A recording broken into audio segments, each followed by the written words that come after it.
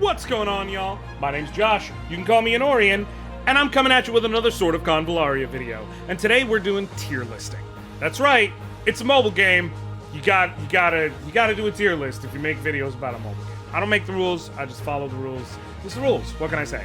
Now, I do want to stress from the beginning, I am coming at you from a research angle, not from a practical use angle.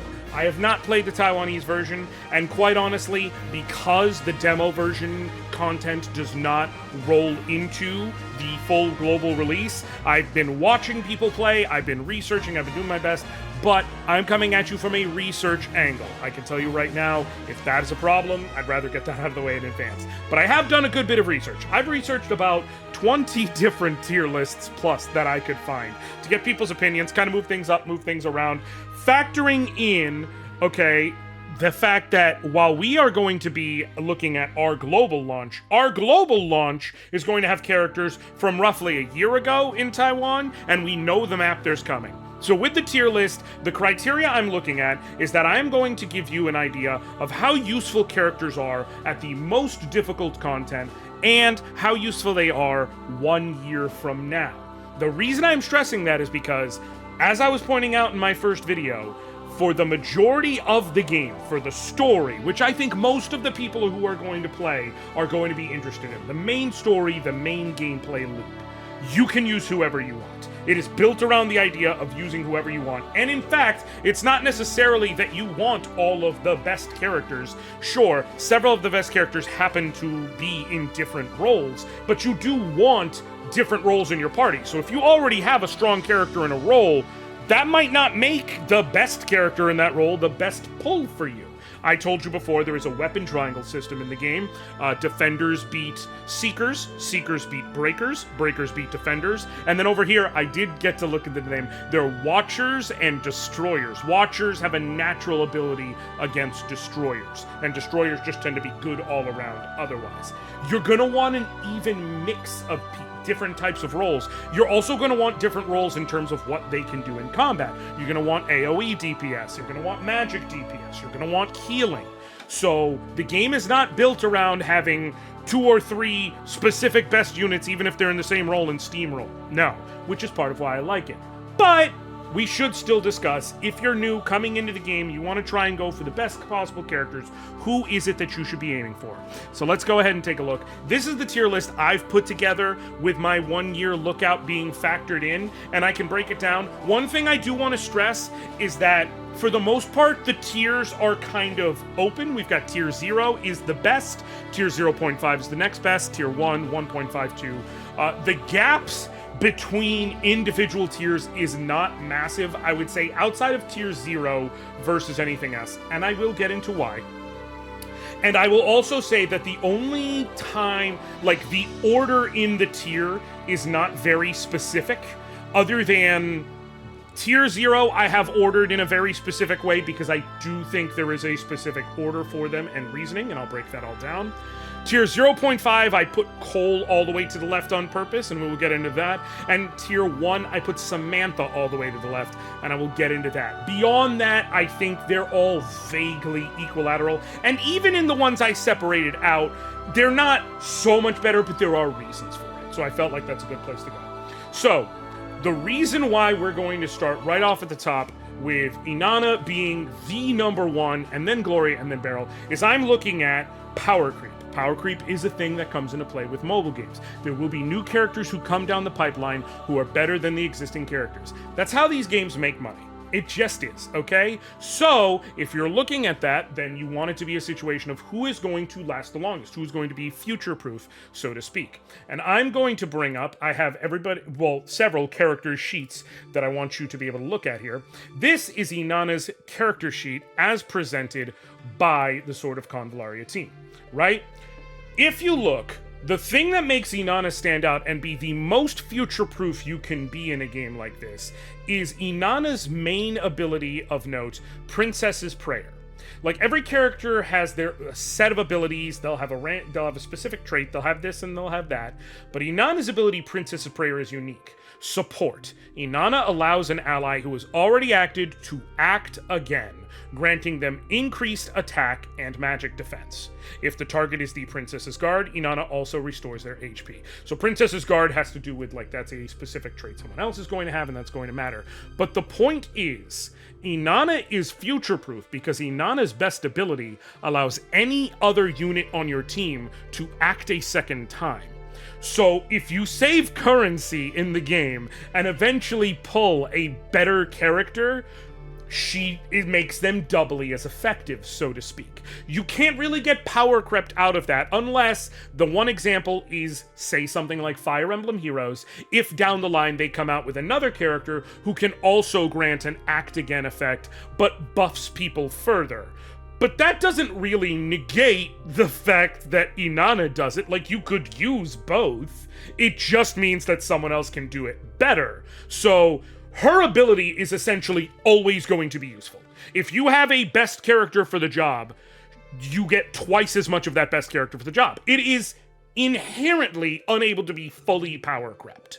So that is why, to me, Inanna is the number one best, most unpower creepable character. She is also useful on her own. She's a great support unit. She can hold her own in combat. Like, she has advantages. She can heal. She can do other things. But that right there alone is really just her one punch man, sort of her trump card. She is going to stand out above everybody. So that's something to keep in mind. Like, and there's a reason why Inanna is basically at the top of every tier list. That's why, because that can't really be replaced. If you're not new to strategy RPGs, you understand why. If you are new to strategy RPGs, quite simply, take any other type of, like, RPG game or whatever, and if I told you this character's best thing is they can give another character a second action, in a vacuum that may sound wasted, but it would be as simple as just like, hey, you're playing this RPG, take your best character, what if you could give them 2 actions every turn? It adds up. So it matters, and that's why Inanna is always going to stand out to be the top. Going back to the tier list itself, the next person we have is Gloria, and Gloria is unable to be power crept for a very similar reason, although I guess she is more likely to be power crept than Inanna. But that's why she's the second one, because she has a unique trait as far as what she provides. Gloria is sort of a paladin-esque character. She's got her sword, she's got her spear, she's got great attack options, she's a good support unit in terms of, like, physical tankiness, like going into battle. But the main thing is that Gloria has the Flag of Justice trait, and what that does is it increases the move of nearby allies. And by move, I mean units can move however many squares on the map at a time. Gloria increases the distance you can move. Now, when the only limitation to be able to beat someone in the face is being able to get close enough to their face, movement is a premium stat. Generally in these games, it's one of the few stats that you either cannot improve, or you can improve only with very, very specific buffs from activatable abilities from specific characters or from very specific equipment, often at the cost of other stats or status defenses or anything along those lines. The fact that Gloria is very powerful and also makes it so units around her can move further is just something that you can't otherwise replicate. You can replicate damage in different ways. You can replicate healing in different ways. But being able to get your units into or out of combat more effectively is just something that other units can't do. So that's why Gloria stands out as being so good. Now, I will note there are groups within the game. There are, like, factions, and being in battle with characters of a similar faction does benefit you. And Gloria is part of a faction called the Union that does not have a ton of strong characters at the beginning. So she is a powerful unit. There will be times where she is not necessarily the best unit for a situation, because you'll want to bring in another unit of a faction you're already rolling with so that their auras all work together for the full level of bonus. But that is really, really advanced high-level stuff, and I'm telling you now, like, Gloria's always going to be useful. There's not really a situation where you go, yeah, I don't need to move extra right now. So she's always going to be useful. And then coming in at number 3 as far as these things go is Beryl. She is the third in tier 0. Beryl is, without question, the best magic DPS available at launch, and she is still one of the best magic DPSs available a year into the game. Like, she's not the unquestioned best, but it's not like she fell off either. So that means that she's still incredibly good. If out of all your pulls, the only, tier 0 unit you get is Beryl, do not feel like you got the short end of the stick. She is going to blow away a ton of the competition. It's just what she does. Part of that is built in her trait. She naturally has a magic attack boost through her trait, stacked with a high magic attack stat, and she also has the chance to gain a buff and restore her energy to be able to just constantly unload on enemies. Beryl is excellent in that regard. She also can heal, by the way, so just the fact that she is the best magic DPS and she has healing is just a 1-2 punch you really can't ignore. So Beryl is awesome. I would, if it comes down to you decide you want to re-roll and you know that you want to pull at least 2 of the tier 0 characters, but you're not going to kill yourself going for all 3, and you have to pick 2 to focus on, I would say Inanna and Gloria, but you absolutely cannot go wrong with Beryl. I need you to know that. She is not the bad choice, she is just not as good as the good choices. You know what I'm saying? For those of you who are sports fans like myself and know a little bit about basketball, probably the unquestioned greatest 3 with, you can argue the order, but it's Michael Jordan, LeBron James, Kareem Abdul-Jabbar. Pick whichever you view as the third of them. That's Beryl, okay? I'm not gonna start flame wars in the comments about which one is which. Y'all can comment down there about your order for those 3 goats, okay? You can fight about that. I'm not doing this. This is neither the time nor the place. But, just saying, no matter what, you're winning. It's just how much are you winning? Does that make sense? I hope it does. Going back to the tier list, so that covers tier 0. These are the characters who, even a year from now, are all still pretty much universally considered top tier characters. Like characters that people would still pull for today on the Taiwanese server. And that goes a long way. So that's why I wanted to stress that. Going into tier 0.5, Cole was put as the first one because out of them, Cole is the one who falls off the least, but all of them do kind of fall off. Cole is a seeker, however, and he is the first notable seeker of, the characters who I'm bringing up and the high end, so that does also give him the advantage as far as his role goes there. Let me go ahead and bring up Cole's stat sheet. Cole is an assassin-type character. She dual-wields daggers, and so she has a lot of jump as well. So she can jump across chasms, things like that. She's got a lot of movement available to her, which is awesome. But she does a lot of high damage.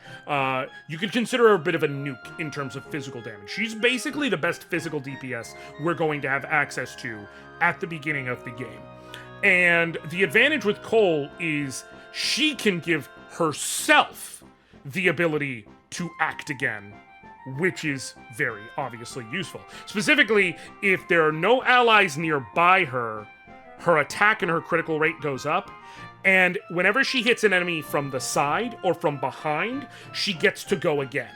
So you can see how that's very quickly cascades into a lot of damage. She's what you would call Nova kind of damage. She could do great burst damage, but even just her consistent sustain stuff is awesome.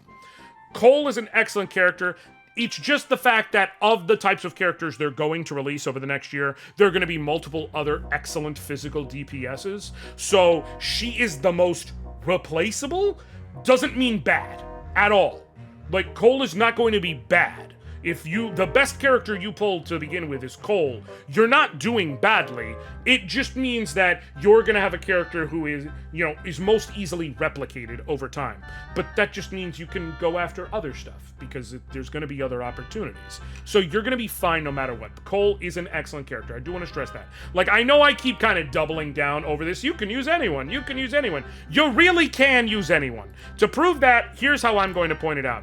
On this tier list, I'm gonna show you right here at the bottom row, okay? We got all these folks. And something I gotta really quickly point out, it's like pretty girl, pretty girl, pretty girl. She's wearing a mask, but pretty girl. They're twins. One of them's a pretty girl, pretty fox girl. Who's the bottom tier? It's like cool zombie bro, beard man, cool bro, cool bro. Like, guys are not very high tier in this game. I'm not opposed. I'm just pointing it out. It's very waifu heavy in terms of, you know, who's the best. But I guess that's fine. Women kick ass, so. Anyways, down here at the bottom, Guzman is, I didn't put him to the left of tier 2 on purpose. It's just how I arranged his stuff. Tier 2 is kind of all, these guys are going to be better than using rare units of similar types when you're doing stuff, but they're not going, they generally don't hold up to the top tier units when you're going up against, PvP, or when you're talking about the highest tier of endgame content. That being said, very few people actually ever play the highest tier of endgame content, even in single player games and the like. So I need to be clear, these characters are still super useful. You should still feel free to use them. Just know they're different. Guzman is pretty universally considered one of the worst legendary units. And that's because Guzman's whole kit sounds good in theory, but is less good in practice. Guzman's whole kit is, he is an undead warrior, and so he, as his health gets lower, he gets stronger, and then when he dies, after a little bit, he comes back, and he's even stronger. And he comes back and he's still in that super strong mode, but his defenses are down. So the whole thing is like, he's at his best when he's getting hurt. And 9 times out of 10, that's not really a good strategy for you as a player character, especially because this is a game that builds itself more on offense than on defense. Units do not have a ton of sustain, even the most tanky ones. They don't want you to turtle around, they want you to press forward. So Guzman's skills just don't necessarily match up with the game type. But he's still better than like some random pikeman. He's still a great unit. He's just not as good. That doesn't mean he's not usable.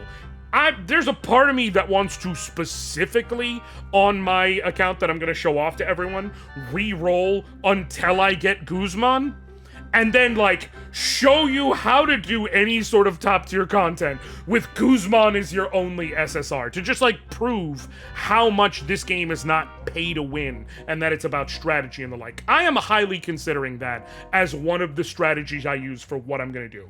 My plan is either that, or I'm going to make a reroll video, so I'm gonna have to reroll just once to show you all how to do it, but then after that, I might just keep whatever I get, regardless of what it is. I'm still trying to decide, but no matter what, I'll let you all know. In fact, if you have any requests as to how you'd like me to do it, whether you want me to reroll to get the good units so you can see kind of like, hey, here's a couple of different mixes of strategies on how to go through things, or if you want me to, as far as this account, legitimately just like, I'll show you how to reroll once, and then whatever I get is what I get, and we'll see what happens, I'm cool with that. Comment down below, let me know, give me your thoughts on it, for sure.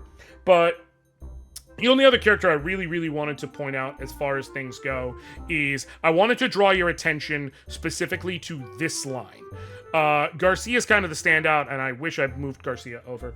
Garcia's fine, but Fekal, Mytha, and Rawaya, they're all part of the Sword of Convallaria, the mercenary group in-game that you were a part of. And so when you're doing the story mode, eventually you get all of them for free as characters. Mytha you get very early on, then you'll get Rawaya, you'll get Fekal later on.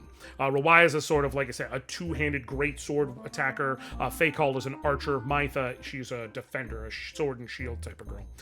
It's just an example of, they're all right here because neither of them is the worst, none of them is the best. They're all extremely accessible. So they're all available to basically everyone, and that's something I want to keep in mind. Like, you're going to have a breaker, a seeker, and a defender all available to you pretty much no matter what.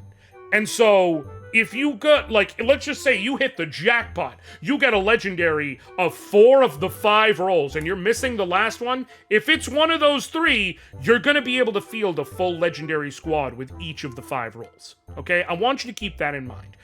one other thing I want to say, I did want to thank everybody. I was kind of just throwing myself out there with doing this whole sort of Convallaria thing. I wasn't sure how people would like it. I hoped people would like it, but you never know with things like this. And you can see behind me here, I got Reddit. This right here is my post that I made because I decided to post my video, and like, it got a really nice response, you know? I got a lot of people saying really nice comments, just saying, you know, I seem like a nice guy, that I'm, you know, they enjoy me, they enjoy what I'm doing, and that really feels nice. So I wanted to say thank you to everybody.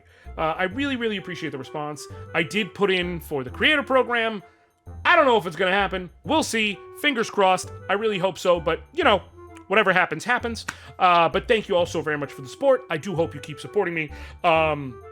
Oh, I did forget to mention, there was one I specifically pointed out, Samantha. Tier 1, these are like the average units, okay? These are the units that are just bog standard. They're gonna do great things, they're gonna support you, they're gonna do good. They're not quite the best of the best, but you cannot go wrong with them. The reason I have Samantha here is that outside of like someone like Inanna's support, and how she can get people to go in a second time and heal, or Beryl, who can heal on the side but can blow people apart. Samantha's probably like the best standard sort of healer you can get.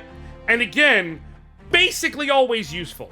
Now, the game does prioritize offense. That doesn't mean that support and healing is never good.